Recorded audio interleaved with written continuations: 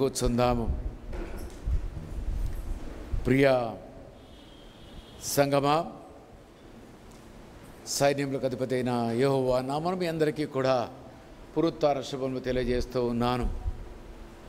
దేవుని యొక్క మహాసంకల్పం బట్టి మనమందరము కూడా ఈ దినమున ఇక్కడ కూడుకొని ఉన్నాము. దీన్ని మనం మర్చిపోకుండా అనుదినము మనం ఆయనకు కృతజ్ఞతాస్తులు చెల్లించే వారముగా ఉందాము. ఇక్కడ చదవబడిన లేఖన భాగాన్ని మరియు అందరూ కూడా విని ఉన్నారు. దానికి మనం ఈ దినమున ఆదివారమే ఎందుకు క్రీస్తుని ఆరాధించాలి, why you should be worship and Sunday only, ఆదివారమే ఎందుకు ఆయన్ని ఆరాధించాలి, వై నాట్ అదర్ డే, మరొక రోజు ఎందుకు కాకూడదు. మనమందరము క్రైస్తవులుగా ఎన్నో సంవత్సరాలుగా ఆదివారం ఆరాధన చేస్తూ ఉన్నాము. కానీ ఆరాధన ఆదివారం నాడే ఎందుకు చేయాలనేది బహుశా కొన్నిసార్లు మీకు తెలిసి ఉండవచ్చు, కొన్నిసార్లు తెలియకపోవచ్చును. కానీ ఈ దినమున ఆదివారమే ఎందుకు మనం ఆరాధన చేయాలో నిజంగా మనం తెలుసుకోవాలి. ఈ దినము కాకుండా మరొక దినమున ఆరాధించడానికి వీలు లేదు. ఈ యొక్క సత్యాన్ని మనం తెలుసుకుందాం అందరము కూడా. అందుకే మత్తయి సువార్త 8వ అధ్యాయంలో మనం చూసాము, విశ్రాంతి దినము గడిచిన తర్వాత ఆదివారమున తెల్లవారుచుండగా మగ్దలేని మరియు వేరొక మరియు సమాధి చూడవచ్చిరి. ఎంత ధైర్యము చూడండి. మగవారైన శిష్యులు 12 మంది కాళ్ళు కడిగించుకున్న వారు పారిపోయారు, 12 మంది శిష్యులు. కానీ దూరమున నిలుచని కన్నీరు కాచినటువంటి మరి మగ్దలేని మరియా, మరొక మరియ మాత్రము ధైర్యం చేసి రోమా ప్రభుత్వానికి ఏమాత్రము భయపడకుండా ఆ సమాధి యొద్దకు వెళ్ళినట్టుగా మనం చూస్తున్నాము. ఇక్కడ తెల్లవారుచుండగా అని అంటాడు, అంటే ఇంకా చీకటిగానే ఉన్నది, మసక చీకటి. ఆ సమయంలో 2 స్త్రీలు మాత్రము ధైర్యము చేసి ప్రభువారి యొక్క సమాధిని చూడాలని వెళ్ళారు. ఎందుకంటే యేసయ్య తను బ్రతికిన కాలములో నేను 3వ దినమున లేస్తాను అన్న మర్మాన్ని, సత్యాన్ని అందరూ మర్చిపోయారు. వీరు కూడా మర్చిపోయారు, కానీ సమాధి ఎలా ఉందో చూడాలని వెళ్ళారు. అంటే మానవుడు ఎంత మతిమరుపు గల్లవాడో ఒకసారి ఆలోచించండి. మనము లోకములు అన్ని విషయాలు మనకి జ్ఞాపకం ఉంటాయి, టీవీలో విన్న న్యూస్ అంతా జ్ఞాపకం ఉంటాయి, పేపర్లో చదివిన ప్రతి మాట జ్ఞాపకం ఉంటుంది. ఏదో 30 సంవత్సరాల క్రితం మన తమ్ముడు తిట్టిన తిట్లు, మన అన్న తిట్టిన తిట్లు మనకి జ్ఞాపకం ఉంటాయి.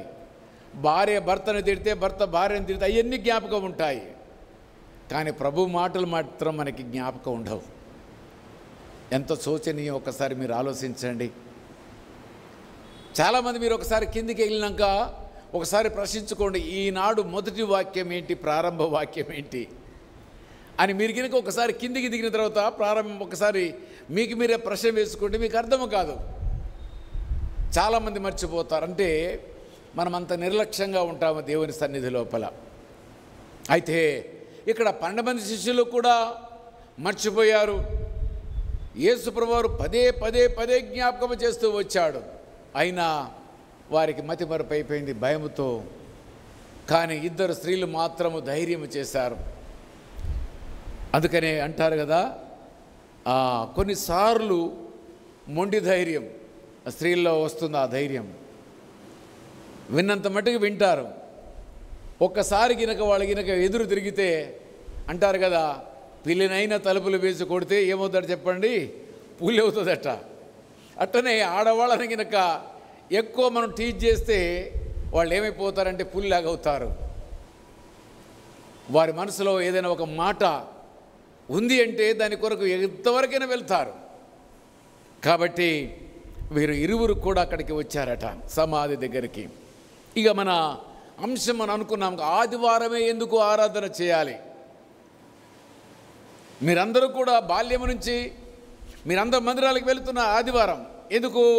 మన పితరులు మనకి నేర్పారు, మన తల్లిదండ్రులు మనకి నేర్పారు, మన సంఘ కాపురు మనకి నేర్పాడు. అంతవరకే మనకు తెలుసు, కానీ ఆదివారం తప్పనిసరిగా వెళ్ళాలనేది మనం అందరూ కూడా మర్చిపోతున్నాము. ఆదివారం యొక్క విశిష్టత మనకు అర్థము కావాలి. విశ్రాంతి దినం యొక్క విశిష్టత ఏంటో తెలుసా?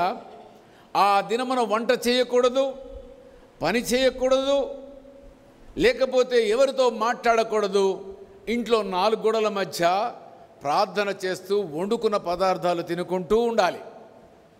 అంత నిష్టగా వాళ్ళు ఇప్పటికీ చేస్తున్నారు వాళ్ళందరూ కూడా. కానీ మనకి ఆదివారం అంటే ఎంత తేలికంటే చాలా తేలిక.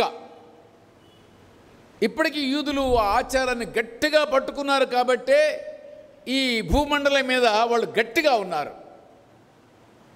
వాళ్ళు ఆశీర్వదించబడిన ప్రజలు. ఎందుకంటే దేవుడు వారికి ఇచ్చిన, మోషే ఇచ్చిన ధర్మశాస్త్రములో విశ్రాంతి దినం యొక్క విశిష్టతను వారికి జ్ఞాపకము చేశాడు. జ్ఞాపకము చేయడమే కాదు, కానీ ఇది తరతరముల వరకు ఇది కొనసాగాలి అని అన్నాడు. అందుకే ఎక్కడ మోషే గారు ఇచ్చిన ధర్మశాస్త్రం మొదలుకొని ఇక్కడ వరకు వస్తే రమారమి ఇది ఒక 2000 సంవత్సరాలు, అది దగ్గర 2,500 సంవత్సరాలు, అంటే దగ్గరకి 4,500 సంవత్సరాలకి దాటిపోయింది.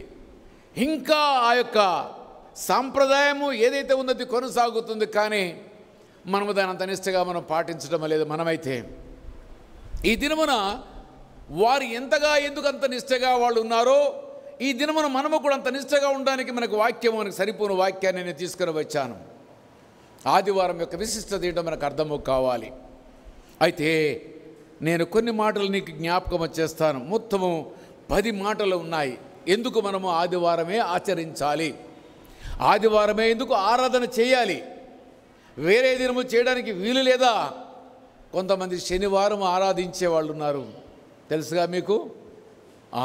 ఆ రకంగా కాదు, ఆ రకంగా కాదు, కానీ ఆదివారమే. అందుకని వాక్యమును మనం తీసుకున్నాము. మత్తయి సువార్త 8వ అధ్యాయం 1వ వచనం మనం చూసాము. విశ్రాంతి దినము తదనంతరం వచ్చేది ఏంటి చెప్పండి? ఆదివారం. ఈ ఆదివారము నాడు మరుసటి దినమే, అంటే విశ్రాంతి దినము మరుసటి దినమే వచ్చేది ఆదివారము. ఆ ఆదివారము నాడు క్రీస్తు ప్రభువారు లేస్తానన్న దినం, పునరుత్థాన దినం. ఎంత ఆశీర్వాదకర దినం అంటే మనందరికీ ఒక నిరీక్షణకి కలిగించేది, మనందరికీ విశ్వాసాన్ని నింపేది ఈ యొక్క ఆదివారం యొక్క విశిష్టత. అయితే ఈ ఆదివారం నాడు యేసుక్రీస్తు ప్రభువారు లేస్తానన్న దినం. దీనిలో ఏముంది మనకి చెప్పండి? దీనిలో మనకు కనబడేది ఏంటంటే ఆయన మాట నెరవేర్చే దేవుడని, ఆయన అన్న మాట ప్రకారంగా లేస్తాడన్న మాటకి మనం నిరూపించుకోవడానికి ఈ మాట మనకి సరిపోతుంది. ఆదికాండం మన మత్తయి సువార్త 8వ అధ్యాయం. అయితే ఆ దినములో లేచే సమయానికల్లా ఇంకా చీకటిగా ఉండగానే యేసు ప్రభువారు లేచారు. ఆయన సమాధి ఏమైపోయింది? ఇప్పుడు ఖాళీగా కనబడ్డది. ఈ మరియమ్మ, మగ్దలేని మరియమ్మ ఇద్దరు కూడా వచ్చారట. అప్పుడు వాళ్ళట 2వ వచనం చూడండి. ఇదిగో ప్రభుదూత పరలోకము నుండి దిగి వచ్చి రాయి పొర్లించి దాని మీద కూర్చుండెను. ఆ రాయి మీద ఆయన కూర్చున్నాడట. దూత కూర్చున్నాడు. మరి దూత కూర్చుంటే యేసయ్య ఎక్కడ ఉన్నాడు? చూడండి, కూర్చుండెను. ఏం జరిగింది? అప్పుడు మహాభూకంపము కలిగెను. ఆ దూత స్వరూపము భూకంపము వేరు, మహాభూకంపం వేరు. Maybe it is above the 7.5 on Richter scale. 7.5 వస్తే అక్కడ నుంచి మహాభూకంపం, 8 వస్తే మహాభూకంపం అంటాం. అయితే రిక్టర్ స్కేల్ మీద ఉన్నదానికంటే మితంగా వచ్చింది, ఎక్కువగా వచ్చింది. మహాభూకంపం కలిగింది. యేసయ్యను చనిపోయే ముందు కూడా ఏం కలిగింది భూమి మీద చెప్పండి?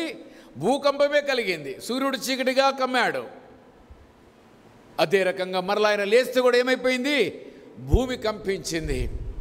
అయితే ఆ భూమి కంపించింది. అప్పుడు ఏమైంది? ఆ దూత స్వరూపము మెరుపు వలె నుండెను. అతని వస్త్రము హిమమంత తెల్లగా ఉండెను. అతని యొక్క స్వరూపము చూస్తే ఎట్లుందట? తెల్లగా ఉందట.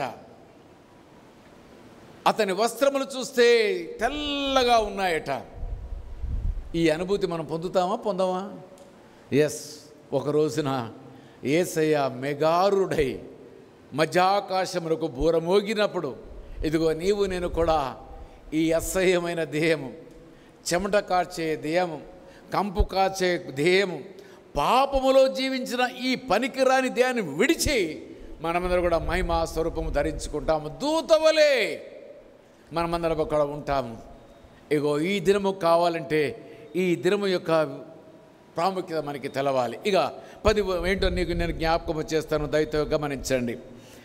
ఆదివారముకు ఉన్నటువంటి ప్రాముఖ్యమైన మాటలు. ఇది మరణం మీద జయానికి సూచన. మొదటి మాట, మనం ఎందుకు ఆచరించాలంటే మరణం మీద జయము కలిగిన దినము యేసుక్రీస్తు ప్రభువారికి, ఆయన మృత్యుంజయుడైనటువంటి దినము కాబట్టి, ఆయన అన్న మాట ప్రకారంగా లేచాడు కాబట్టి ఈ దినాన్ని మనం ప్రాముఖ్యమైన దినంగా మనం భావించాలి. అది మొదటి మాట, విక్టరీ ఓవర్ ద డెత్. తర్వాత రెండవదిగా మనం చూసినట్టయితే జీసస్ ప్రాఫెసైజ్ బిఫోర్ హీ డైస్. క్రీస్తు ప్రభువారు చనిపోకముందు ఆయన మాట అన్నాడు, నేను లేస్తాను. ఆ అన్న మాట ఏమైపోయింది చెప్పండి? నిరూపించబడ్డది. యేసు ప్రభువారు మరి ఆయన ముందుగా చెప్పిన మాట నెరవేర్చబడ్డది. అంటే దీంట్లో ఏముంది? మనకి ఒక గ్యారంటీ ఉంది. అంటే ప్రభువు మాట్లాడిన ప్రతి మాటకి, పరిశుద్ధ లేఖనాలు ఉన్న ప్రతి ప్రవచనానికి దానికి సాక్ష్యం ఉందని మనం నమ్మాలి. మొదటిగా మరణం మీద జయమని, రెండవదిగా ఆయన అన్న మాట ప్రకారంగా జరిగిందని, ప్రవచన నెరవేర్పు జరిగిందని మనం ఒప్పుకోవాలి. రెండవ మాట. మూడవదిగా లార్డ్ టోటల్లీ ఇగ్నోర్డ్ సబ్బాత్. యేసుక్రీస్తు ప్రభువారు ఈ యొక్క సబ్బాతు దినాన్ని పూర్తిగా ఆయన ఎక్కడ కూడా పాటించేట్టుగా మన బైబిల్ ఎక్కడ కూడా మనం చూడము. సబ్బాతు దినం, మన విశ్రాంతి దినం ఆయన ఏం చేశాడు? జొన్న కంకులు నలుచుకొని తిన్నాడు, రోగుల్ని స్వస్థపరిచాడు. అదేగా వాళ్ళందరికీ కూడా యూదులకి కోపం రావడానికి మూల కారణం ఏంటంటే ఈయన మా యొక్క విశ్రాంతి దినాన్ని ఆచరించడం లేదు, మా యొక్క మత గ్రంథాల్లో ఉన్న నిష్ఠని ఈయన చెడగొడుతున్నాడు. ఈయన చెడిపోవడమే కాదు, కానీ ఈయన అనుకరించే వారందరూ కూడా చెడిపోతున్నారు. ఈయన ఎలా అయినా చంపాలి, ఎందుకంటే మా మత గ్రంథమే మాకు ప్రామాణికము, కానీ ఈయన దేవుని కుమారుడు కాదని వాళ్ళ యొక్క విశ్వాసం. అయితే ఇక్కడ ప్రభు చెప్పిన మాట ఏంటంటే ఆయన జీవిత కాలంలో సబ్బాతును పూర్తిగా విశ్రాంతి దినాన్ని ఆయన ఎక్కడ కూడా పాటించినట్టు లేదు. ఎందుకు పాటించలేదు నేను మీకు ఇప్పుడు జ్ఞాపకం చేస్తాను. అది తప్పని కాదు. విశ్రాంతి 4 సంవత్సరానికి అది మారిపోతూ ఉంటుంది. It's not a permanent. మీరు ఒకసారి నిర్గమకాండము, లేవి కాండాల్లో మనం చదువుకుండా పోతే అక్కడ ఆ మార్పు చెందుతుందని అక్కడ రాయబడదు. ఇప్పుడు ఏంటంటే అంశం అది కాదు, మనం డివోట్ అవుతాం కాబట్టి ఈ ఆదివారం నాడు ఎందుకు మనం ఆరాధించాలి దాని గురించి మనం ఫిక్సప్ అయిపోతున్నాం. అయితే ఈ సబ్బాతు దినం అనేది ఒక పర్మనెంట్గా ఉండే దినము కాదు. మన ఆదివారము ఏ రకంగా వారము తర్వాత మొదటి రోజు ఇదేంటి మనం ఉందా మళ్ళీ సరే ఇక్కడ చదవండి. విశ్రాంతి దినము గడిచిపోయిన తర్వాత ఆదివారం అంటే మొదటి డే, అంటే వీకెండ్ తర్వాత జరిగే వచ్చే రోజు ఏంటి చెప్పండి? ఫస్ట్ డే ఇది. అయితే ఈ దినమున యేసు ప్రభు దీనినే ప్రతిష్ఠించాడు. దానికి ఇంకా అనేకమైన వచనాలు ఉన్నాయి. నేను ముందుకు పోయినాక నేను మీతో జ్ఞాపకం చేస్తాను. ఇక 4వదిగా మనం చూసినట్టయితే 4వ దినమున ఈ rose from dead on the day. ఆయన ఆ దినమున ఆదివారం నాడు ఆయన ఏం చేశాడు? లేచాడు. ఆయన లేచాడు, ఆయన మృత్యువును జయించాడు. ఆయన చెప్పిన ప్రవచన ప్రకారంగా లేచి వచ్చాడు. ఆయన సబ్బాతు దినాన్ని ఎక్కడ కూడా పాటించడం మనం చూడలేదు. అంతేకాక ఇప్పుడు 4వ మాట మనం చూస్తున్నట్టయితే ఆయన లేచిన దినము, ఈ దినము ఎంత శుభప్రదమైన దినం అంటే ఎంతో అద్భుతమైన దినము. ఈ దినానికి ఉన్న విశిష్టత మనం అర్థం చేసుకుంటే ఏ ఒక్క నరుడు కూడా ఆదివారం ఆరాధన చేయకుండా ఉండడానికి ఆస్కారము లేదు. అందుకే ఈ చివరి దినాల లోపల తెర మందిరాలు వస్తాయని, అదే రకంగా ఆన్లైన్ మందిరాలు వస్తాయని ఇగో దేవుడు ముందుగానే హెబ్రీ పత్రిక 10:24లో ఆ మాట చెప్పాడు. మీరు సమాజముగా కూడుట మానకుడి. సమాజంగా కూడి కంటే ఏంటి? ఒకరినొకరు కలుసుకోవడము. కానీ ఇప్పుడు ఏమవుతుంది? ఒకరినొకరు కలుసుకుంటున్నారు కానీ కలుసుకునే దగ్గర ఎవరు లేరు? కాపరి లేని మందలు. కానీ దీన్ని జనంతా కూడా ఆమోదిస్తున్నారు. ఎందుకంటే అందరికీ తేలికైంది కావాలి. ఇక్కడికి మందిరానికి లేటుగా వస్తే వై యు ఆర్ లేట్ అని అంటాడు, రాకపోతే వై యు ఆర్ ఆబ్సెంట్ అంటాడు. ఇవన్నీ 100 ప్రశ్నలతో కూడిన మా సంఘం ఇదంటే. అక్కడైతే no one will ask you anything, just you can go whatever you want to go, whenever you want to go. But ఇక్కడ అట్లా నడవదు. నేను ఒక మందిరానికి వెళ్ళాను, మదిర దగ్గర సిరిపురం అనే ఒక ఊరికి వెళ్ళాను వాక్యము చెప్పడానికి. ఆయన ఎంత నిష్ట అంటే 10 గంటలకి మందిరం ఆరాధన అంటే 10:15 వరకు గ్రేస్ పీరియడ్, ఒక పావు గంట తర్వాత డోర్లన్నీ క్లోజ్ చేస్తారు, మెయిన్ గోడ క్లోజ్ చేసేస్తారు, ఎవరిని రానియరు. ఇక వెళ్ళిపోవడమా లేదంటే ఆ గోడ పక్కన ఉండి వినడమే. ఇట్లా ఒక ఆయన ఐఐటి కోచింగ్ ఇచ్చుకున్నట్టు నిలబెట్టిండి. ఎవరో తెలుసా? ఐఐటి పేరు చెప్పండి. ఐఐటి రామయ్య. మీకు మర్చిపోయారా? ఆయన దగ్గర కూడా ట్యూషన్ పోతే ఆ టైం అయిపోయిందంటే డోర్ లాక్. నీకు వినాలంటే ఆ ప్రారి గోడ దగ్గరికి వెళ్ళి నువ్వు వినాలి, చెవులు కిటికీలకి వెళ్ళి వినాలి అంతే. ఆయన లోపలికి అలో చేయడు, అంత డిసిప్లిన్. ఈ పాస్టర్ కూడా అంతే. 10:15కు పూర్తిగా డోర్లు క్లోజ్ చేశాడు, బయట గేట్ క్లోజ్ చేశాడు. నేను చూస్తున్నాను బయటకు వెళ్ళి చాలామంది బయట నిలుస్తున్నారు.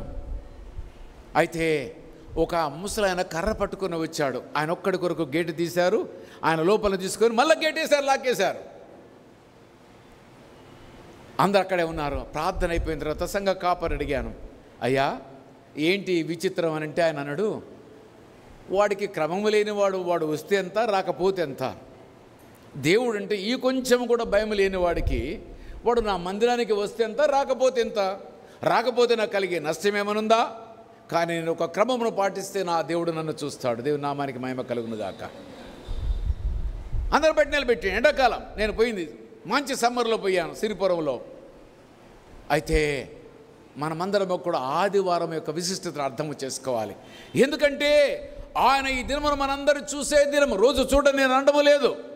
ఈ మందిరాల్లో ఆయన ఎవరెవరు వచ్చారని హాజరు వేసుకునే సమయం.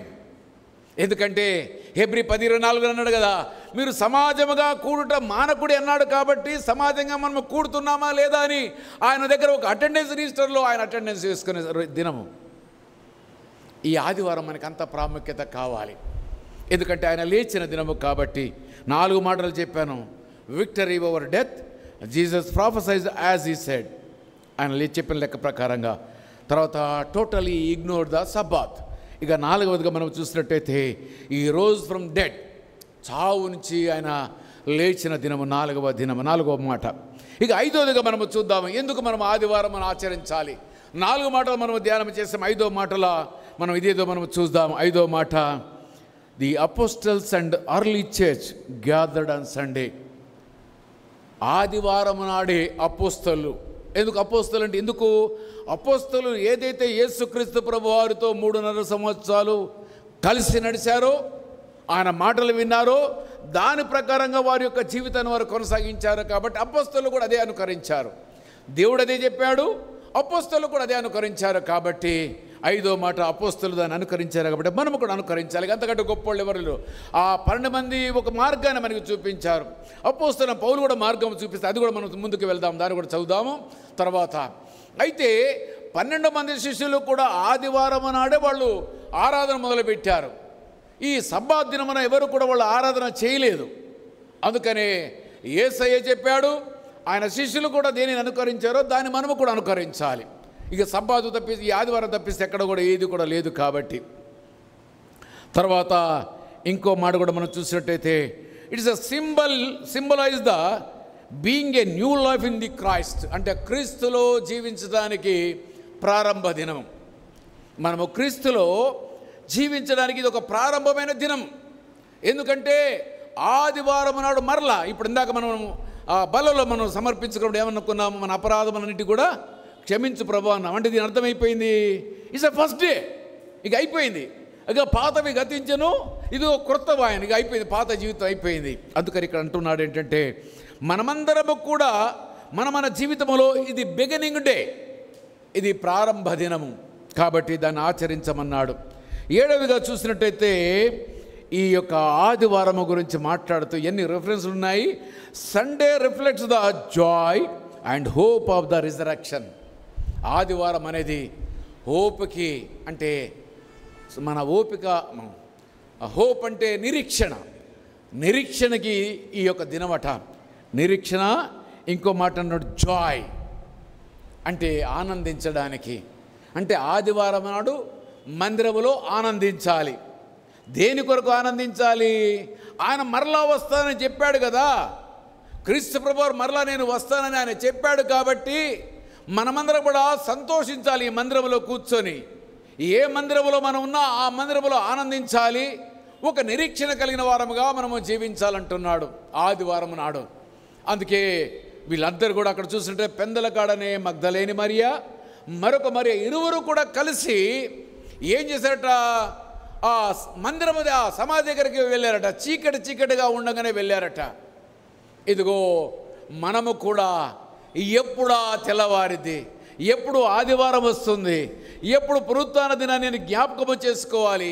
ఈ దినమున నేను పూర్తిగా సిద్ధపాటు కలిగిన మనసు గలవాడని ఆ మందిరానికి వెళ్ళి ఆ మహోన్నతుడు ఆయన చేసిన త్యాగమును జ్ఞాపకము చేసుకుంటూ, ఆయన పునరుత్థాన దినాన్ని జ్ఞాపకము చేసుకుంటూ నేను హాయిగా ఆయనతో ఆనందిస్తానన్నట్టుగా ఉండాలి ఈ మనసు మనదందరూ కూడా. అందుకే కదా ప్రతి శనివారం నాడు సిద్ధపాటు కలిగిన దినం. మన దగ్గర ఉపవాసం ఉండే దేనికంటే సిద్ధపాటు. ఆదివారానికి ఈ స్త్రీలు ఏం చేశారు చెప్పండి ఒకసారి, మళ్ళీ చదువుకోండి. అక్కడ తెల్లవారుచుండగా మగ్దలేని మరియు వేరొక మరియు సమాధి చూడవచ్చిరి. ఇంకా కిందికి మనం చూస్తే వాళ్ళు సిద్ధపడ్డట్టుగా చూస్తాం. ఈ యొక్క మాటలు ఒక దగ్గరే కాదు, కానీ ఈ మాటలు మార్క్స్ వార్త 16:2 ఉంటాయి, లూకా 24:1 ఉంటాయి, జాను 21 ఉంటాయి.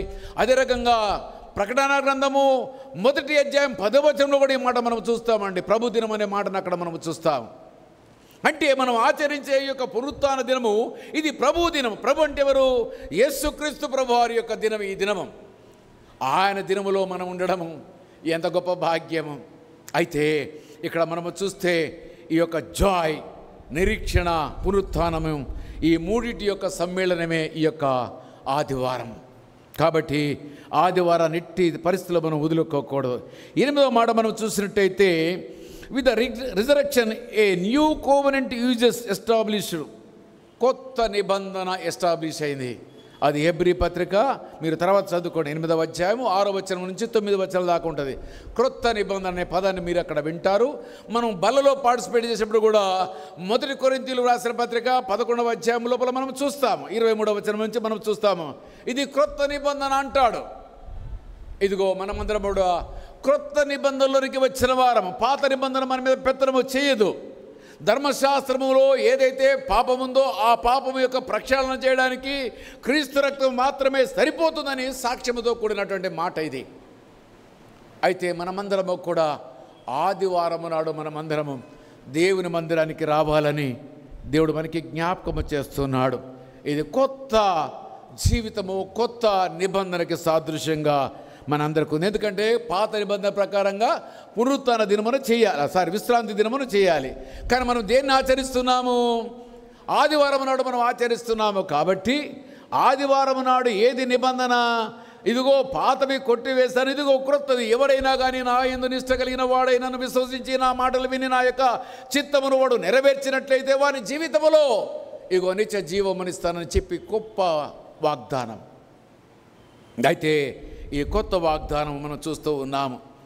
ఇక 9గా మనం చూసినట్టయితే, Sunday worship becomes a symbol of new creation and spirited rest of in Christ. ఇది హెబ్రీ పత్రిక 4, 9, 10 వచనాల్లో చూస్తాం ఈ మాటలు. అయితే 9వది ఏంటంటే, ఆదివారం నాడు ఆచరించేది ఏదైతే ఉందో ఇది కొత్త క్రియేషన్. ఇది సపరేట్ అయినటువంటి దాన్ని మనము చూస్తూ ఉన్నాము. రెస్ట్ ఆఫ్ ద ఇష్యూస్ నుంచి ఇది క్రొత్తగా దేవుడు నీ కొరకు నా కొరకు సృజించిన దినం. సర్వమానవాళి కొరకు ఆయన యొక్క ఆదివారమును ఒక ప్రత్యేకమైన దినముగా ఇచ్చిన దినము. ఈ దినము ఎవరో మానవులు సృజించింది కాదు. ఈ దినము ఏదైతే ఉందో ఈ దినమును క్రీస్తు ప్రభువారు చెప్పిన దినము, ఆయన లేస్తానన్న దినము, లేచిన దినము, మరణమును గెలించిన దినము, ఆయన ప్రవచన నెరవేర్పు దినము. అదే కాదు మనందరికీ కూడా రక్షణ కొరకు క్రొత్త నిబంధన దినము. అదే కాదు ఈ యొక్క దినమున మనము ఆయన ఆచరించడము మన యొక్క జీవితంలో ఒక మేలుతో కూడింది, అదొక నిరీక్షణతో కూడిందని దేవుడు జ్ఞాపకము చేస్తూ ఉన్నాడు. ప్రియ సంగమా, ఎందుకు ఆదివారమును ఆచరించాలంటే ఇగో ఇన్ని మాటలు ఉన్నాయి. ఇక చివరిగా 10వదిగా మనం చూద్దాం. ఎందుకు మనము ఆచరించాలంటే ఆ రోజున ఆ రోజుల్లో రోమా సామ్రాజ్యం వాళ్ళు యేసు ప్రభు వారిని సిలువ వేశారు. వారే సిలువ వేశారు. అదే రకంగా యూదులందరూ కూడా సిలువేయమని కోరుకున్నారు. మరి బరబ్బాని విడుదల చేసుకున్నారు. ఆ దినమును వారందరూ కూడా గుర్తించలేదు. కానీ రోమా సామ్రాజ్యంలో ఉన్న చక్రవర్తి ఒక ఆయన గమనించాడు. అదేదో చూద్దామో చూడండి. Roman emperor Constantine. మీరు గూగుల్లో చెక్ చేస్తే కూడా జ్ఞాపకం మీకు వస్తుంది చూడండి. కాన్స్టైన్ అనే ఒక చక్రవర్తి, రోమా చక్రవర్తి, ఈ ఆదివారమును ఆచరించడం న్యాయమని ఆయన ఒక చట్టబద్ధము చేశాడు. ఆయన పూర్తిగా వ్యతిరేకమే. కానీ చూడండి, దేవుడు కొన్నిసార్లు రాజుల్ని, అధిపతుల్ని, అధికారుల్ని, చంటి బిడ్డలు కూడా వాడుకున్నాడు కదా. కుష్టి వ్యాధి వచ్చిన ఆ యొక్క వ్యక్తికి ఎవరు దారి చూపించారు? పనిపిల్ల, చిన్న పనిపిల్ల దారి చూపించింది. ఇదిగో ఇక్కడ కాన్స్టైన్ ఎవరైతే ఉన్నారో, చక్రవర్తి, రోమా చక్రవర్తి ఎవరైతే ఉన్నారో, ఆయన ఏమి చేశాడంటే ఆదివారం నాడు క్రైస్తవులందరూ కూడా ఆ పునరుత్థాన దినాన్ని ఆచరించాలని ఆయన ఒక చట్టమును తయారు చేశాడట. ఇంకొకరు కూడా చేశారు. అదేదో మనం చూద్దాము. జస్టిన్ మార్టియర్, ఈయన మత సంస్కరణ కర్త. జస్టిన్ మార్టియర్ ఈయన కూడా ఏమన్నాడంటే ఆ యొక్క పాత నిబంధన అంతా కూడా చదివి క్రీస్తు ప్రభువారు వచ్చిన తర్వాత దాన్ని అంతా కూడా స్టడీ చేసిన తర్వాత ఈ మతం మీద నిష్ట కలిగిన ఈయన జస్టిన్ మార్టియర్ కూడా ఏం చేశాడంటే ఆదివారం నాడు ఆరాధన చేయడం అనేది సర్వశ్రేష్టమైనది, దానికంటే గొప్ప దినము లేదు, అదే దినమని ఆయన కూడా ఆమోదించాడు. 12 మంది శిష్యులు క్రీస్తు ప్రభువారు మొదటిగా దీన్ని ప్రతిష్ఠించారు. 12 మంది శిష్యులు దాన్ని అనుకరించారు. చక్రవర్తి కూడా దాన్ని ఒప్పుకున్నాడు.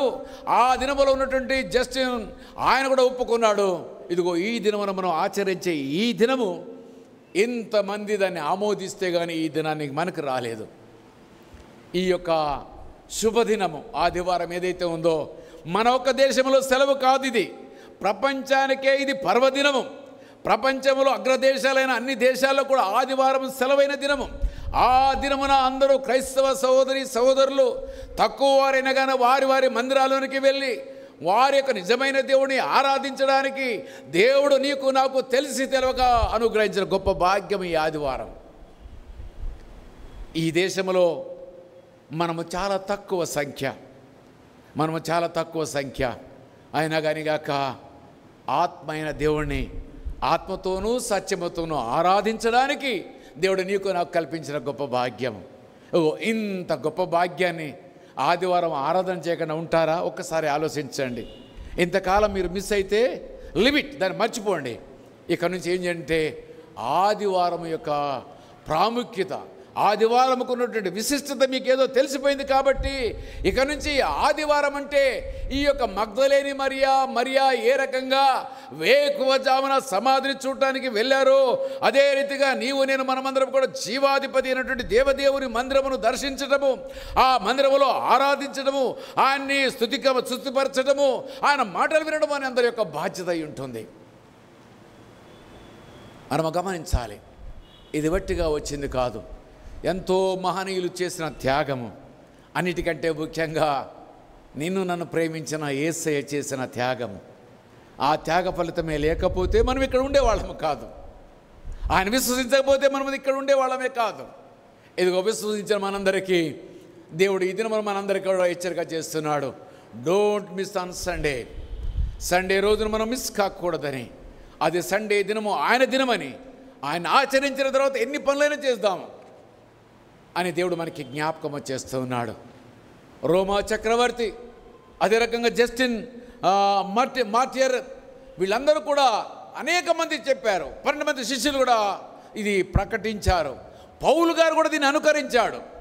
ఆ విషయాలు మనం ధ్యానం చేద్దాము. ఇంతమంది ఆమోదించి, ఇంతమంది ఇది పవిత్రమైన దినమని, ఇంతమంది దీన్ని ఆచరించమని చెప్పిన ఈ దినమును మనం కనుక నిర్లక్ష్యం చేస్తే ఎక్కడికి వెళుతున్నామో ఒక్కసారి ఆలోచించండి. పని మనం సచ్చిందాక పని ఉంటుంది. అవునంటారా కాదంటారా? పని చేయడానికి 6 రోజులు మన చేతిలో ఉన్నాయి. ఈ 3 గంటల తర్వాత నీ ఇష్టం, నువ్వు పని చేసుకో, నీ ఇష్టమే. దేవుడేమో ఆదివారం తర్వాత ఏ రోజు పని చేయకూడదు అనలేదు. ఆ విశ్రాంతి దినంలో చెప్పిన రీతిగా నువ్వు ఇంట్లోంచి బయటికి పొమ్మని లేదు. మనందరూ కూడా మన పనులు చేసుకోమని అన్నాడు. ఆ 7వ దినము నాడు ఒక 3-4 గంటలు మాత్రమే దేవునికి ఇచ్చేయి. మిగతాది మొత్తం నీ ఇష్టం అన్నాడు. అంటే దగ్గరకి 6 రోజుల మరి 7 రోజుల్లో కూడా ముప్పా ఉంది కాదు. ఒక మాటలో చెప్పాలంటే 30% మనం ఉంచుకోమని ఆయనకి ఇచ్చి 70% అంటే almost all 7 days in our hands, మన చేతిలో ఉంది. 7 రోజులు వ్యాపారం చేస్తావా, ఉద్యోగం చేస్తావా, నీ ఇంటి పనులు చేస్తావా, కుటుంబ పనులు చేస్తావా, ఏ పని చేస్తావో ఈ మిగతా రోజులన్నీ నీవే. కానీ 7వ దినము నాడు మట్టికి నా మందిరంలో నువ్వు ఆవరణంలో నీ కనబడుట అనేది చాలా ప్రాముఖ్యమైనదని అంటున్నాడు. సమాజముగా కూడుట మానకుడి అంటున్నాడు. సమాజంగా మనము కూడా లేకపోయినట్టయితే అది మంచిది కాదని దేవుడు జ్ఞాపకము చేస్తూ ఉన్నాడు. కాబట్టి మనమందరం కూడా జ్ఞాపకము చేసుకున్న మాటల ప్రకారంగా జీవించే వారముగా ఉందాం. మొదటిగా ఎందుకు ఈ యొక్క ఆదివారం ఆచరించాలి? అందరూ కూడా అపోస్తల కార్యములకు రండి. అపోస్తల కార్యము 2వ అధ్యాయంలో మనం చూస్తే పరిశుద్ధాత్మ దేవుడు దిగిన దినం ఆ దినం. చూడండి 2వ అధ్యాయము 1వ వచనం నేను చదువుతున్నాను. పెంతెకొస్తను పండుగ దినము వచ్చినప్పుడు అందరూ ఒక చోట కూడిరి. అప్పుడు వేగముగా వీచుచున్న బలమైన గాలి వంటి ఒక ధ్వని ఆకాశము నుండి అకస్మాత్తుగా వారు కూర్చుండి ఉన్న ఇల్లంతయు నిండెను. మరియు అగ్ని జ్వాలల వంటి 4 విభాగింపబడినట్టుగా వారికి కనబడి వారిలో ఒక్కొక్కరి మీద వ్రాలగా అందరూ పరిశుద్ధాత్మ నిండిన వారై ఆత్మ వారికి వాక్శక్తి అనుగ్రహించిన కొలది అన్య భాషల్లో మాట్లాడసాగిరి. అంటే ఆదివారం నాకు అనుమానం వచ్చింది, పెంతెకొస్తు ఆదివారం వచ్చిందా లేదా? ఎందుకంటే చరిత్ర మనం చదవలేము, అంత టైం మన దగ్గర లేదు. అయితే గూగుల్ నేను అడిగాను, ఇది Pentecostal day is a Sunday of apostles అని చెప్పేసి కొడితే దాంట్లో అది చూపిస్తుంది సండేనే. అపోస్తల కార్యంలో ఉన్నటువంటి 2వ అధ్యాయంలో ఉన్నటువంటి మాట ఏదైతే ఉందో అది ఆదివారం నాడే జరిగిందట. అంటే ఆదివారము దినమున పరిశుద్ధాత్మ పరలోకము నుంచి ఈ భూమిదికి వచ్చింది. క్రీస్తు ప్రభువారు వెళ్ళిన తర్వాత 49 రోజుల తర్వాత ఈ యొక్క పరిశుద్ధాత్మ భూమి మీదకి దిగి వచ్చిందట. ఇప్పుడు నీలో నాలో ఏముంది చెప్పండి? పరిశుద్ధాత్మ ఉన్నది. అంటే ఈ దినమున ఏం జరిగింది చెప్పండి? క్రీస్తు ప్రభువారు లేవడం మనం 10 విషయాలు అక్కడ తెలుసుకున్నాము.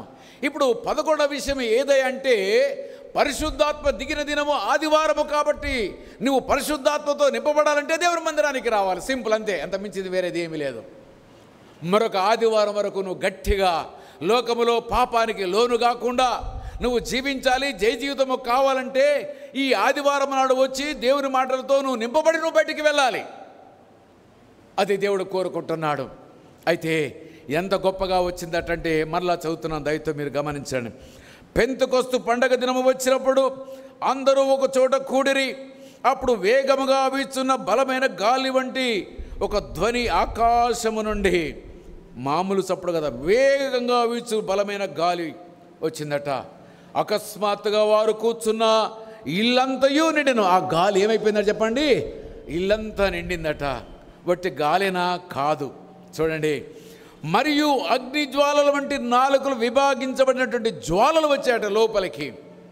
అంటే ప్రతి ఒక్కరిని ఏం చేస్తుంది? అది దహించి వేస్తుంది. మనం ఆదివారం నాడు ఇక్కడికి వచ్చిన తర్వాత ఎందుకు వస్తున్నామంటే మన పాపని ఏం చేయాలి చెప్పండి? దహించాలి, కాల్చివేయబడాలి. ఇక పాపం మోసుకొని పోకూడదు. మరలా సోమవారం నాడు మళ్ళా ఆదివారం సాయంత్రం మళ్ళా పాపమును చేయడానికి ఆస్కారం లేదు. ఆ పరిశుద్ధాత్మ ఏ రకంగా వచ్చిందంటే అగ్ని రూపంలో వచ్చింది. ఆ అగ్ని రూపంలో వచ్చి ప్రతి వారి యొక్క హృదయాల లోపల జొర్రబడిందట. మహాశబ్దముతో వచ్చిందట. వచ్చి అగ్ని జ్వాల వంటి 4 విభాగింపబడినట్టుగా వారికి కనబడి వారిలో ఒక్కొక్కరి మీద రాలగా ఆత్మ ఏం చేస్తా చెప్పండి? ఒక్కొక్కరి మీద ఏమేం చెప్పండి? వాలాలి. వాలినప్పుడు ఏం చేశారు వీళ్ళందరూ కూడా? పాపులమని అదే రకంగా అన్య భాషల్లో మాట్లాడుతూ ఉన్నారు. కింద రమారమి ఎన్ని భాషల్లో మాట్లాడో కింద ఉంది. ఆ మాటలు కూడా మనం చదువుదాం, దయచేసి గమనించండి.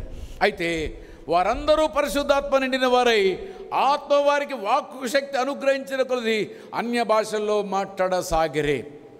ఇది ఆదివారం నాడే జరిగింది. కాబట్టి ఆదివారం అనేది పరిశుద్ధాత్మ దేవుడు నిన్ను దర్శించే దినము. ఎప్పుడు దర్శిస్తాడు, నేను కాదనడం లేదు, కానీ ఎప్పుడు కలిసింది? వీళ్ళందరూ కూడుకున్న దినమున, వీరందరూ కూడా ఒక దగ్గర ఉన్న దినమున జరిగింది. అంటే మనమందరము కూడా ఒక దగ్గర కలుసుకున్నప్పుడు, ఒక దినమున మనం కలిసినప్పుడు, అది ఆదివారం అయినప్పుడు పరిశుద్ధాత్మ దేవుడు మన మధ్యలోనికి వస్తాడని మనకు అర్థమవుతుంది. కాబట్టి పరిశుద్ధాత్మ దేవుడు వారికి అనుగ్రహించిన రీతిగా వారు అన్య భాషల్లో మాట్లాడారట. వారు మాట్లాడిన భాషలు చూడండి, అక్కడ 8వ మాట చూద్దాము. మనలో ప్రతివాడును తాను పుట్టిన దేశపు భాషతో వీరు మాట్లాడుట మనం వినుచున్నామే, ఇదేమిటి? పార్థియుల భాష, మాదీయుల భాష, ఎలామీయుల భాష, యూదయ భాష, కప్పదోకియా భాష, ఆసియా, ఫ్రుకియా, పంఫులియా, ఐగుప్తు అను దేశములందలి వారు 10 భాషలు. ఒకరి భాష ఒకరికి రాదు, కానీ ఆత్మ నింపబడ్డ తర్వాత ఇన్ని భాషలు వాళ్ళు మాట్లాడట. ఇంకా చదవమ్మా.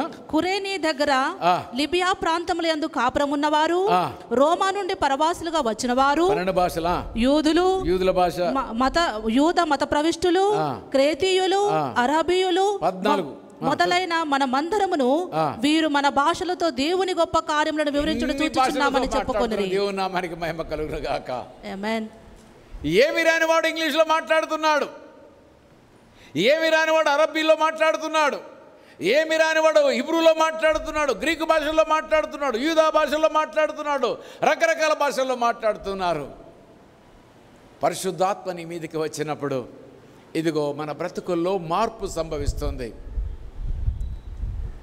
ఓసన్న గారు చదువుకుని ఎంతో మీకు తెలుసు కదా, ఓసన్న మినిస్ట్రీ మీకు తెలుసు కదా. ఆయన చదివేమి చదవలేదు, కానీ ఇంగ్లీషు మాట్లాడగలడు, ఆయన తమిళ్ మాట్లాడగలడు, కేరళ మలయాళం మాట్లాడగలడు, కన్నడం మాట్లాడగలడు, తెలుగు మాట్లాడగలడు. ఎప్పుడైతే నువ్వు ఆత్మతో నింపబడతావో ఇదిగో నీలో కొత్త మార్పు సంభవిస్తుంది. దేవుడు నిన్ను అనాయింట్ చేస్తాడు, నిన్ను ఆయన ప్రతిష్ఠిస్తాడు. నీకు ఏ కోరిక ఉందో ఆ కోరిక తీర్చే దినం ఇది. సమూయేలు ఆయన ఏం చేశాడు? రాజుగా ఉండడానికి సౌలును ప్రతిష్ఠించాడు, అదే రకంగా దావీదును కూడా ప్రతిష్ఠించాడు. ఇదిగో దేవుని యొక్క ఆత్మ, పరిశుద్ధాత్మ నిన్ను నన్ను మనందరూ కూడా ఆదివారం నాడు ఎక్కడైతే మనం సమకూడామో ఆ సమకూడిన ద్వారా ఆయన అగ్గిలాగా మన దగ్గరికి వచ్చి మనలో ఉన్న పాపమును కరిగించి తీసివేసి కాల్చివేసి నిన్ను నన్ను పరిశుద్ధునిగా చేస్తాడట. ఎంత గొప్ప భాగ్యమో మీరు గమనించండి. ఇంకా మనం చూసినట్లయితే వాళ్ళు 14వ వచనం చూద్దాము, చూడండి. అయితే పేతురు ఆ 11 కూడా లేచి బిగ్గరగా వారితో ఇట్లా, నేను యూదయ మనుషులారా, యెరూషలేములో కాపురం ఉన్న సమస్త జనులారా, ఇది మీకు తెలియను గాక, చెవియొగ్గిన మాటలు వినుడి. మీరు ఊహించినట్టు వీరు మత్తులు కాదు, ప్రొద్దు పొడిచి జామున కాలేదు. యోవేలు ప్రవక్త ద్వారా చెప్పబడిన సంగతి ఇదే, అంచె దినముల యందు నేను మనుషులందరి మీద నా ఆత్మను కుమ్మరించెదను. ఇప్పుడు మన మీద కూడా కుమ్మరిస్తాడట. అలనాడు పెంతెకొస్తు దినమున వచ్చినటువంటి పరిశుద్ధాత్మ ఏదైతే ఉందో నువ్వు కూడా ఒప్పుకొని విధేయత చూపించి నీవు కూడా దేవుని యొక్క మందిరంలో కూడుకొని దేవా నీవు నాతో మాట్లాడు అంటే నిన్ను కూడా దర్శిస్తాడట. అన్య జనులకి అందరికీ చివరి దినాలు అందరికీ వస్తుంది. కాబట్టి మనమందరం కూడా దేవుని యొక్క ఆత్మ దిగిన దినం ఇది, పెంతెకొస్తు దినము, ఆదివారం నాడు. ఇక ఇంకో మాట కూడా చూద్దాం. 1 కొరింథీయులకు రాసిన పత్రిక 10వ అధ్యాయం, 1 కొరింథీయులకు రాసిన పత్రిక, అక్కడ ఒక మాట అంటాడు, చూద్దాము.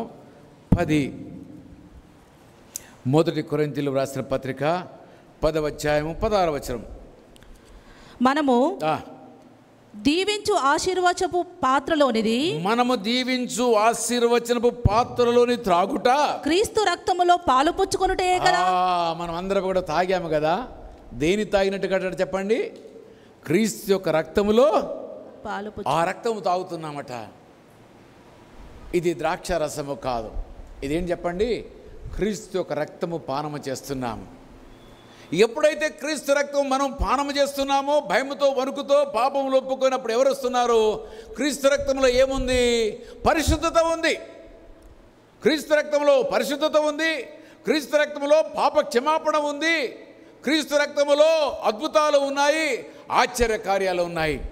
అయితే ఇక్కడ మనం చూసిన మాటల ప్రకారంగా మనమందరం కూడా ఇంతకుముందు తాగింది క్రీస్తు రక్తమని జ్ఞాపకము చేస్తూ ఉన్నాడు.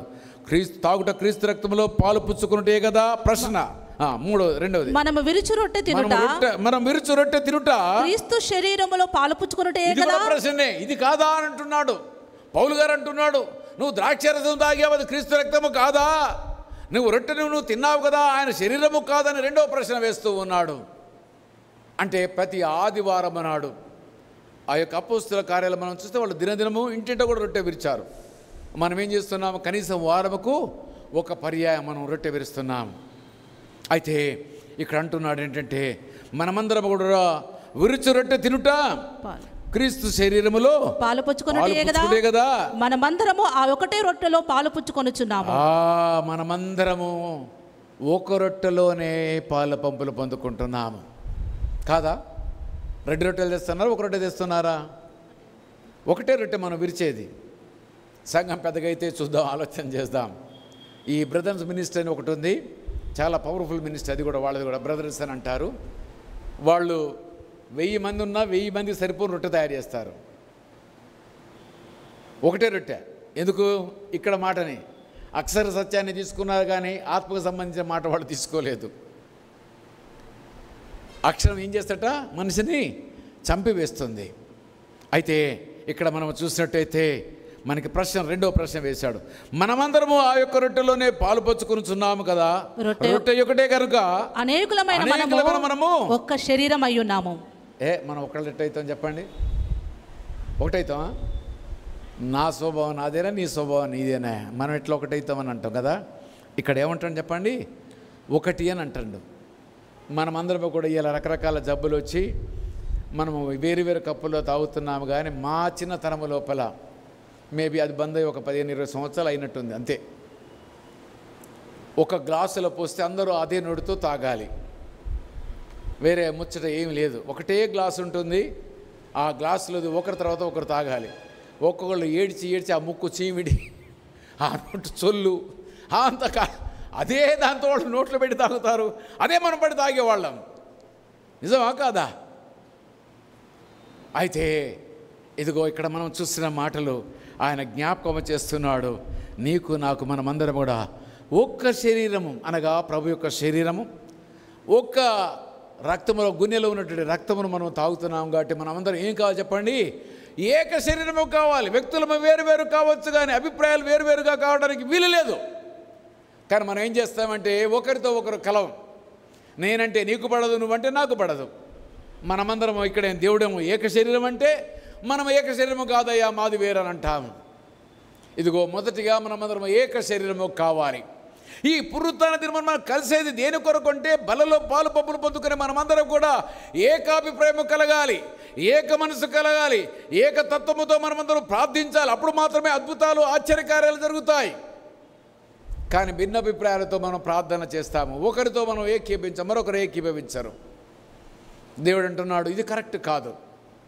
మనం ఒకే రొట్టెలో మనం తింటున్నాము, ఒకే పాత్రలో మనం తాగుతున్నాము, ఒకే విశ్వాసము కలిగి ఉన్నాము. క్రీస్తే మన దేవుడు, ఆయనే మన సర్వ పాపానికి ఆయనే పరిహారకుడు. ఇగో ఇంత మాట అంటున్నాము కానీ క్రియలోకి వచ్చేసరికల్లా we are zero. We don't love each other. అందుకనే యేసయ్య అన్నాడు ఏంటంటే, ఇదిగో నేను మీకు క్రొత్త ఆజ్ఞనిచ్చుచున్నాను, నిన్ను వలె నీ సహోదరుని ప్రేమించు. ఆజ్ఞలు ఇది మొదటి ఆజ్ఞ అంటాడు. ప్రేమించే కాడికి వచ్చేసరికల్లా నీ సహోదరుని ప్రేమించడమే మొదటి ఆజ్ఞ అంటాడు. మళ్ళీ ఒక దగ్గర అంటాడు ఏంటంటే, నీ దేవుడైన యెహోవాని పూర్ణ హృదయంతోనూ పూర్ణాత్మతోనూ పూర్ణ మనసుతోనూ నీవు ప్రేమించడమే మొదటి ఆజ్ఞ అంటాడు. అంటే ప్రేమలో ఏముందో నీకు తెలుసు, నాకు తెలుసు. అంటే నీ సహోదరుని కనుక నువ్వు ద్వేషించినట్లయితే అదేమవుతో చెప్పండి? ఒక్కసారి మనం నాకు చిన్నగా డివేట్ అవుతున్నాను. యాకోబు పత్రిక అనుకుంటా, ఒక్క మాట చూద్దాము. ఒక్కసారి 4వ అధ్యాయం కరెక్టే చూడండి. 4వ అధ్యాయంలో ఏమంటాడు చూడండి, 11వ వచనం చూద్దాము చూడండి. సహోదరులారా, ఒకనికి విరోధముగా ఒకడు మాటలాడుకుడి. వన్నెస్, ఏక మనసు కలిగి ఉండాలి అంటే నీవు మనమందరము కూడా ఒకరికొకరు విరోధంగా మాట్లాడుకోవడం. మనందరూ కూడా బయటికి వెళ్ళిన వెంటనే నా గురించి మీరు, మీ గురించి నేను, మనందరం ఒకరి గురించి ఒకరు మాట్లాడుకుంటాము. ఒకరి బట్టల గురించి ఒకరు కామెంట్ చేస్తాము, ఒకరి నగల గురించి ఒకరు కామెంట్ చేస్తాము, ఒకరి పాట గురించి ఒకరు కామెంట్ చేస్తాము, ఒకరి వాద్యాల గురించి ఒకరు మనం కామెంట్ చేస్తాము. దేవుడు అంటున్నాడు మనందరము కూడా ఒకరికి ఒకరు విరుద్ధంగా మాట్లాడకూడదు. దయతో మీరు గమనించండి, ఇట్స్ ఎ కమాండ్. తర్వాత అంటాడు, తన సహోదరునికి విరోధముగా మాట్లాడి తన సహోదరునికి తీర్పు తీర్చువాడు ధర్మశాస్త్రకు వ్యతిరేకంగా మాట్లాడి ధర్మశాస్త్రంకు తీర్పు తీర్చు. అలాంటి వాడు ఎవరికి తీర్పు తీస్తున్నట? దేవుని ఆజ్ఞలకే తీర్పు తీస్తున్నట. నువ్వు ఒకళ్ళకి కనుక చెడ్డోడని చెప్పే అధికారం నీకు లేదు. ఒకళ్ళకి నువ్వు తీర్పు తీస్తే ఎవరికి తీర్పు తీస్తున్నావు? ధర్మశాస్త్రానికైతే నువ్వు తీర్పు తీస్తున్నావు. ఇంకేమంటాడు చూడండి, నీవు ధర్మశాస్త్రమునకు తీర్పు తీర్చిన ఎడలా ధర్మశాస్త్రము నెరవేర్చువాడవు కాక న్యాయము విధించువాడవైతివి. అందుకని ఇంకేమంటే కింద 12 వచనం చూడమ్మా, ఒక్కడే ధర్మశాస్త్రము నియమించి న్యాయము విధించువాడు ఆయన యేసుక్రీస్తు. ఆయనే రక్షించుటకును నశింపజేయుటకును శక్తిమంతుడై ఉన్నాడు. పరునికి తీర్పు తీర్చుటకు నీవెవడవు?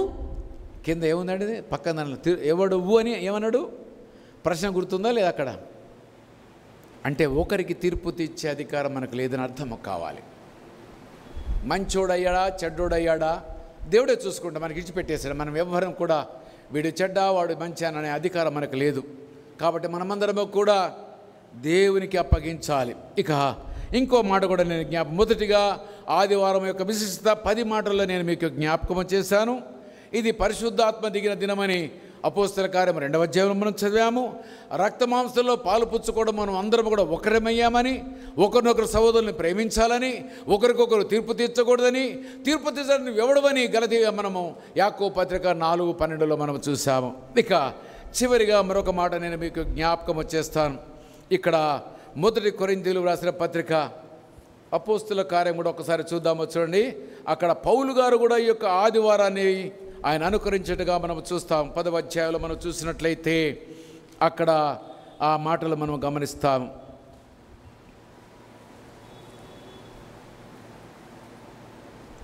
పదవ అధ్యాయము పౌలు గారు అంటాడు,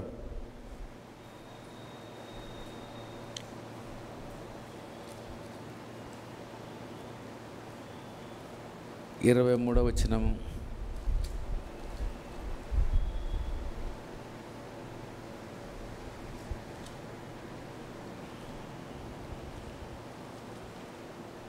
సరే మనం టైం వేస్ట్ చేయొద్దు, ఇంకో దానికి వెళ్దాం. ఓకే, ఇంకోటి 1 కొరింథీయులకు రాసిన పత్రిక 16వ అధ్యాయానికి రండి. అక్కడ పౌలు గారు కూడా ఆదివారం నాడు అక్కడ ఆయన సమావేశం అవుతాడు. ఇక్కడ మనం చూసినట్టయితే 16వ అధ్యాయం 1 నుంచి 3 వచనాలు మనం చూద్దాము. చూడండి, సహోదరులారా 16వ అధ్యాయం 1వ వచనం, పరిశుద్ధుల కొరకై సందా విషయమైతే నేను గలిలయ సంఘములకు నియమించిన ప్రకారం మీరును చేయండి. ఆదివారం వచ్చిన రోజున వట్టి చేతులతో రాకూడదు. ఇది నా మాటలు కాదు, ఎవరి మాటలు చెప్పండి? పౌలు గారు చెప్పిన మాటలు. వట్టి చేతులతో రాకూడదు.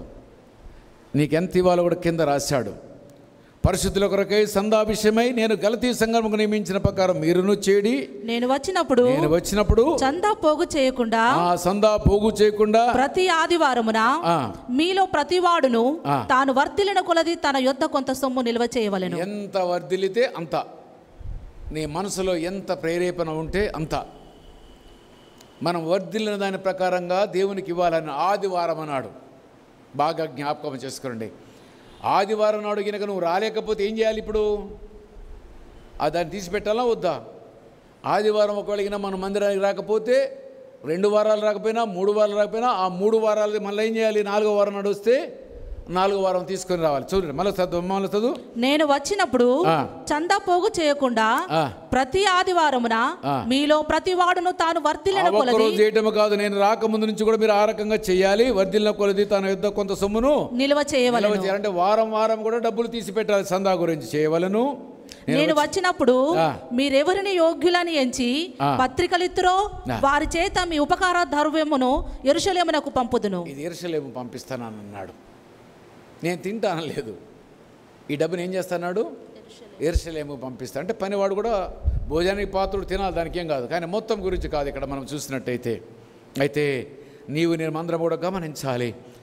ఆదివారం నాడు పునరుత్థాన దినమున సమావేశమే మనమందరము కూడా ఆ దినమున దేవుని కొరకు నీవు వర్ధిల్లిన కొలది నీ యొక్క డబ్బులోకి వెళ్ళి అక్కడ తీసుకొని ఇవ్వాలని, నేను వచ్చినప్పటి వరకు మీరు ఆగకుండా ప్రతి వారము దాన్ని తీసి పక్క పెట్టి నేను వచ్చినప్పుడు నాకు ఇస్తే మీలో యోగ్యులను ఎవరైతే తలుస్తానో వారికి ఇచ్చి పంపిస్తాను. ఎందుకు యోగ్యులు అన్నాడు?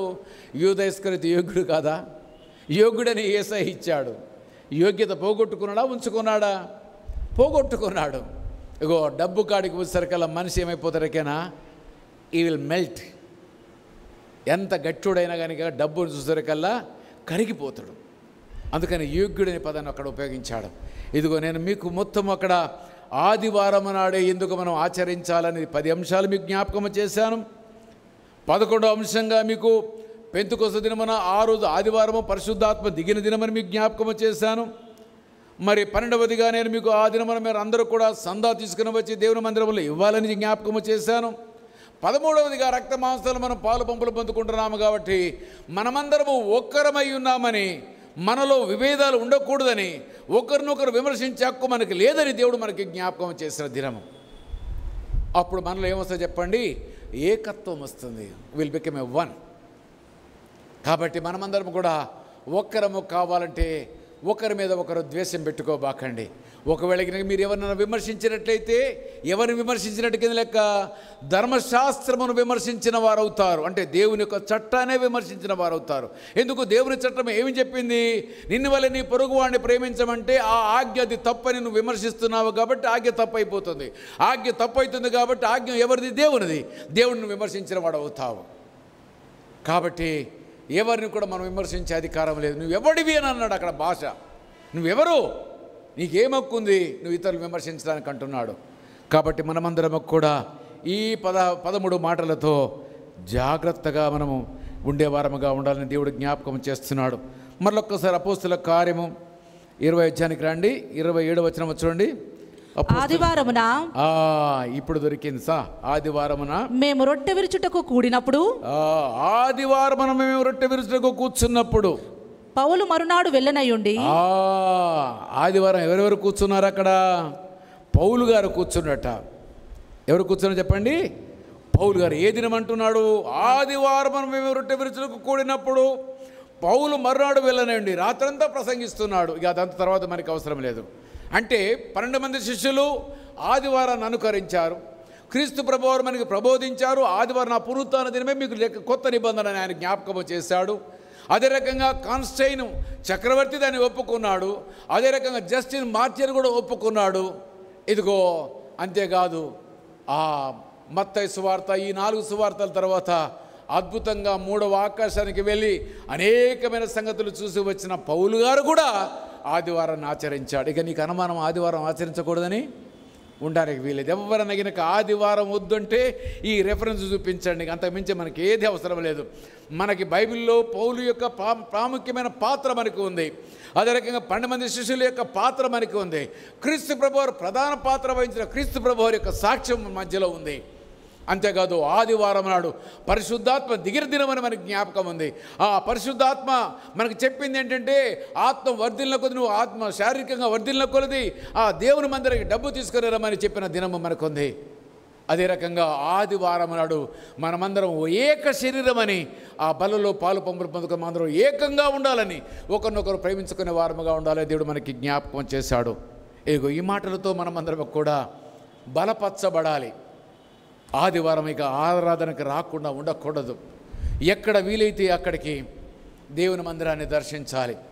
అంతేగాని ఇక్కడ అక్కడ అని ఉండడానికి వీలు లేదు.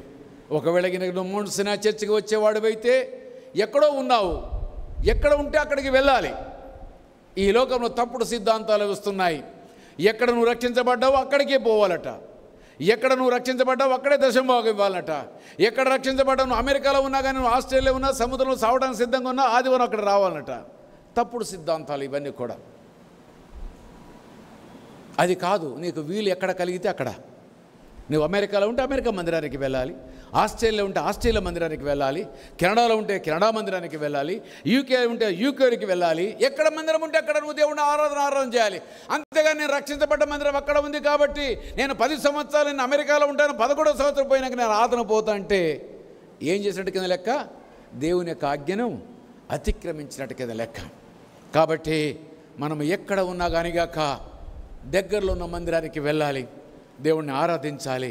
ఒకవేళ ఆరాధించకపోతే ఇంత పవిత్రమైన దినాన్ని మనం పోగొట్టుకుంటాము, ఆశీర్వాదాన్ని పోగొట్టుకుంటాము, బలలో పాలు పంపులు పొందుకోలేము, పరిశుద్ధాత్మను మనం పొందుకోలేము. దేవుని యొక్క అగ్ని మనని దహించలేదు. అగ్ని దహించాలంటే దేవుని మందిరాన్ని దర్శించాలి. దేవుడి యొక్క మాటల్ని మనందరి ఆత్మీయ మేలు కొరకు ఆశీర్వదించి బలపరచునుగాక. ఆమేన్. ఈ యొక్క వాక్య ఫలింపు నిమిత్తమై మరి సంఘాన్ని నడిపిస్తారు దేవుని దాసులు. వాక్య ఫలింపు నిమిత్తమై సహోదరులు డేవిడ్ రాజు అన్న ముందుకు వచ్చి మరి ప్రార్థించవలసిందిగా ఆహ్వానిస్తున్నాను.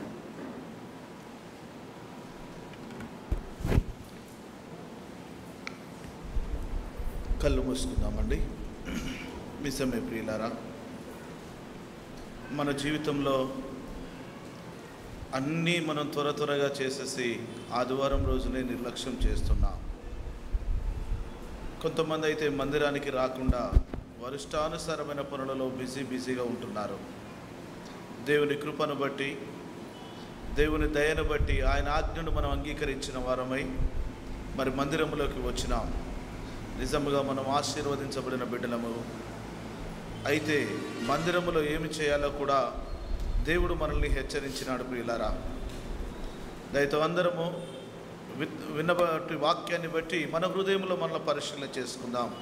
నిజంగా మందిరములో ఉన్న మనకైతే కొన్ని హెచ్చరికలు వచ్చినాయి. ఇదిగో ఆయన రక్తములో, ఆయన శరీరములో అందరము పాలిభాగస్థులమైనాం. అయితే ఒకరినొకరు విమర్శించుకోకుండా, ఇదిగో దేవుని శరీరం ఈ సంఘము గనక సంఘానికి కట్టుకట్టబడినటువంటి మనల్ని మనం విమర్శించుకుంటే దేవుణ్ణి విమర్శించిన వారం, ధర్మశాస్త్రానికి విరోధముగా జీవించిన వారం, శాపానికి గురి అవుతామని హెచ్చరిక చేస్తున్నాడు దేవుడు. అలాంటి స్థితిలో మన మీద పరిశుద్ధాత్మ దిగిరాదు, మనల్ని ఆవరించదు. కనుక మనం మందిరములో ఉన్నట్టు కాదు, 4 గోడల మధ్యలో ఉండి మనం తిరిగి వెళ్ళిన వారముగా ఉంటాం. కనుక ఈ మధ్యాహ్న కాల సమయంలో మనం వ్యక్తిగతంగా ప్రార్థన చేసుకుందాం. మహోన్నతుడా, మహాగణుడా, మహాపరిశుద్ధుడమైన మా దేవ, గొప్ప దేవ, అద్భుతమైన దేవ, ఆశ్చర్యకరుడమైన మా తండ్రి, ఎన్నిక లేని మాతో, ఉపయోగము లేని మాతో ప్రభువా, అయా పనికిరాని జిగట మంటిగా జీవితము జీవిస్తున్న మాతో ఆకాశ మహాకాశములు పట్టజాలని నీవు తండ్రి, స్వార్థపరులము మేము, ఏ స్వార్థము లేని నీవు ప్రభువా, ఇదిగో నిర్జీవమైన స్థితిలో ఉన్నటువంటి మేము జీవము కలిగినటువంటి నీవు ప్రభువా, మమ్మల్ని ఎన్నుకొని, మమ్మల్ని ఏర్పరచుకొని, మమ్మల్ని ఒక దగ్గర సమకూర్చి ప్రభువా, నీ లేఖనాల చేత మాతో మాట్లాడినవయ్యా, మీకు స్తోత్రాలు. నిజమే, మా జీవితంలో ఇదిగో ఆదివారం తను మేము నిర్లక్ష్యము చేసినామేమో, లేదా అజాగ్రత్తగా మందిరంలో ఉన్నామేమో, ఏదో ప్రభువా అందరూ వస్తున్నారని మేము వస్తున్నామేమో, రకరకాల విధానాలతో మేము వచ్చామేమో ప్రభువా. దేవా, ఇదిగో ఈ మధ్యాహ్న కాల వేళ అయితే మా అందరితో మీరు మాట్లాడినారు ప్రభువా. అయ్యా, రాలేని బిడ్డల కొరకు మేము ప్రార్థన చేస్తున్నాం. అయ్యా, మా సహోదరులు, మా సహోదరులే ప్రభువా, మేము ఇదిగో మందిరములోకి వచ్చి అయ్యా నీ ఉగ్రత నుండి తప్పించబడి ఆశీర్వాదములోకి వెళుతున్నాం. కానీ ఆ బిడ్డలు ఇదిగో ప్రభువా వరిష్టానుసారమైన జీవితం బయట జీవించిన తండ్రి, నీకు వ్యతిరేకమైన కార్యాలను చేస్తున్నారు. ఇదిగో కోరాహు చేసినట్టుగా, కోరాహు వ్యతిరేకంగా లేచినట్టుగా ప్రభువా నీ బిడ్డలు లేస్తున్నారు. తినుచు త్రాగుచు జీవిస్తున్నారేమో ప్రభువా. ఇదిగో వారి కొరకు మేము ప్రార్థన చేస్తున్నాం. దేవా, ఇదిగో సంఘము వెలుపల ఉన్న ప్రతి బిడ్డను కూడా సంఘములోకి మీరు నడిపించుదురుగాక. తండ్రి, నీకు స్తోత్రాలు. ఏ క్రైస్తవుడు కూడా క్రైస్తవ పేరు పెట్టుకొని ఇదిగో నా తండ్రి అయ్యా బ్యాప్టిజం తీసుకొని రక్తములో పాలు పంపులు పొంది ఇదిగో ఉన్న తండ్రి బయట జీవిస్తున్న ప్రతి బిడ్డ రాబోతున్న నా తండ్రి ఇదిగో ఆదివారం దిన మందిరంలోకి రావడానికి మీ కృప చూపించండి. వచ్చిన మేము కూడా నా తండ్రి ఇదిగో అపరిశుద్ధమైన జీవితము, పాప జీవితము తండ్రి, స్వార్థపరమైన జీవితము నా తండ్రి, మాలో ఏ మంచితనము లేదని మీరు సెలవిచ్చిన దేవుడవు. అయితే సున్నితంగా మాతో మమ్మల్ని హెచ్చరిక చేసిన తండ్రి మీకు స్తోత్రాలు. ఇదిగో మీ ఆజ్ఞలకు మేము లోబడుతున్నాం ప్రభువా. ఇదిగో సంఘం అనగాని శరీరము, మేమందరము కూడా నా తండ్రి ఏక శరీరము, ఏక మనసు, ఏక ఆలోచన కలిగి ఏక దేవుని ఆరాధించు వారముగా మేము ఉండినట్లు కృప చూపించండి. ఎవరము కూడా ప్రభువా, చిన్నలేమి పెద్దలేమి నా తండ్రి, ఎవరిని కూడా మేము వ్యతిరేకించకుండా, ఎవరి మాటలు మేము నా తండ్రి పర్సనల్గా తీసుకోకుండా ప్రభువా, అయ్యా ఇదిగో నీ సన్నిధిలో ఒకవేళ వారు మమ్మల్ని ఏమైనా కూడా క్షమించే మనస్సును ప్రతి బిడ్డకు దయచేయండి. ఇదిగో సంఘం ఎదుట ప్రభు పాతాల ద్వారాలు నెరవే ప్రభా అయ్యా ఉండవు కనుక ప్రభా ఇదిగో ఈ మధ్యాహ్న కాల సమయంలో మా మధ్యలో ఏ పురపెచ్చులు లేకుండా ప్రభా ప్రేమానురాగాలు యేసయ్యా నా కొరకు మా కొరకు మీరు సిలువలో అయ్యా చేసిన త్యాగమును మేము జ్ఞాపకము చేసుకొని ఏక హృదయము కలిగి జీవించినట్లు కృప చూపించండి దేవా. ఈ దినమునే ఈ సమయంలోనే మాలో ఉన్న ద్వేషాలు తొలగిపోవునుగాక, మాలో ఉన్న మత్సరము తొలగిపోవునుగాక, మాలో ఉన్న ఈర్ష్య తొలగిపోవునుగాక. మేము స్వచ్ఛమైన మనసు గలవారమైన తండ్రి, నిష్కలంకమైన మనసు గలవారమై ప్రభువా బయటికి వెళ్ళడానికి కృప చూపించండి. ఇదిగో ఈ దినమే కాదు, ఏ దినమును మొదలుకొని నీ చిత్తమైతే అయా మరుసటి ఆదివారం వరకు కూడా నా తండ్రి మా ఆత్మీయ స్థితిని మేము కొనసాగిస్తూ మా ఆధ్యాత్మిక స్థితిలో మేము బ్రతుకుతూ ప్రభువా నీ మహిమకరమైన జీవితం జీవించడానికి కృప చూపించండి. ఇదిగో నంతరం విత్తబడిన వాక్యమును బట్టి మీకు వందనాలు చెల్లిస్తున్నాం. మీ దాసుని పరిశుద్ధాత్మ శక్తితో నింపి ఇదిగో ఆ శక్తి కలిగిన మాటలు మాకు విడుదల చేస్తున్నారు. ఆ వాక్యము మా జీవితంలో ఫలభరితముగా మలుచుటకు మీ కృప చూపించండి. వెత్తబడిన వాక్యము మనసుల నుంచి మా హృదయాల నుంచి బయటికి వెళ్లకుండా మా హృదయములు స్థిరపరచబడి అది నూరంతరగా ఫలించుటకు మీ కృప చూపించమని దేవా ఇదిగో రాబోతున్న దినాలలో అయా ఈ మంచిర్యాల ప్రాంతంలోని మౌంట్ సినాయి సంఘమున తండ్రి ఒక గొప్ప ఉద్యమం కలిగిన సంఘముగాను, సార్వత్రిక సంఘముగాను, నీ రాకడ కొరకు ఎదురు చూసే సంఘముగాను మా సంఘాన్ని మీరు నిలబెట్టి నా తండ్రి మీ మహిమలో వాడుకోమని మహిమ ఘనత ప్రభావాలు మీ నామానికి అర్పిస్తూ నజరేయుడైన యేసు శక్తి కలిగిన నామములో ఈ ప్రార్థన అడిగి వేడుకుంటున్నాను తండ్రి. ఆమేన్.